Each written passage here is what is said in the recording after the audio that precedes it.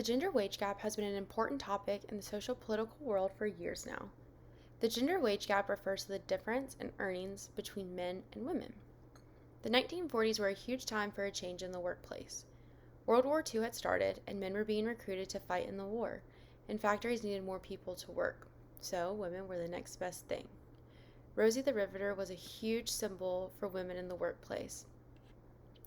In 1944, when Winifred Stanley, a congresswoman from New York, proposed a bill called Prohibiting Discrimination in Pay on Account of Sex. This bill would have amended the list of unfair labor practices in the National Labor Relations Act of 1935 to include discriminating against any employee in the rate of compensation paid on account of sex. Women were in the workplace more than ever because of men fighting in the war. The workplace that everybody had known has quickly come to an end, and it was no longer just men in the workplace, but women too. Therefore, unfortunately, this act never made it through Congress. In the 1960s, there's an Equal Pay Act in 1963 by John F. Kennedy that prohibited employers from paying male and female workers different wages for jobs that require equal skill, effort, and responsibility. Though people found ways around this to ensure that males were still getting paid more. A decade later, there was an argument that wage gaps were just a legacy of past discrimination, and women and people of color were getting pushed into jobs like service jobs, nurses, and teachers, which these jobs historically are underpaid and very undervalued. Jumping forward to 2006, Lilly Ledbetter worked as an employee at the company of Goodyear for over 19 years. She was consistently given lower rankings on annual performance and low raises in salary in comparison to her co-workers. She eventually sued the company in violation of Title VII of the Civil Rights Act of 1964, alleging that the company had given her a low salary because of her gender. A jury awarded her $3.5 million, but the district judge later reduced it to only $360,000.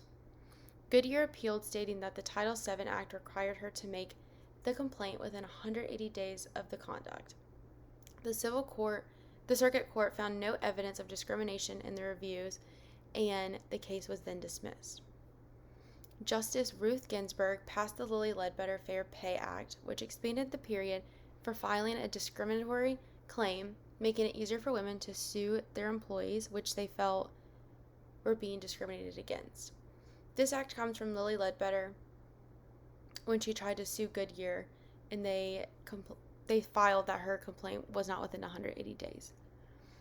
There is still a wage gap today of women earning 82 cents for every dollar earned by a man.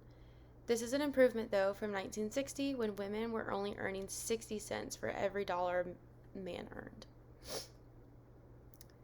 So there is an ethical issue that comes with the gender pay gap, which represents the discrimination within the workplace. We are all, in the United States, taught that we're supposed to all be treated equally according to the United States law and Constitution, yet there is still a wage gap because of the sex of a person.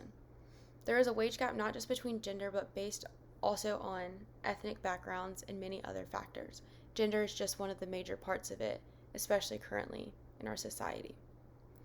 A man and a woman are expected to do the same procedures and put in the same efforts, yet they are not getting paid the same.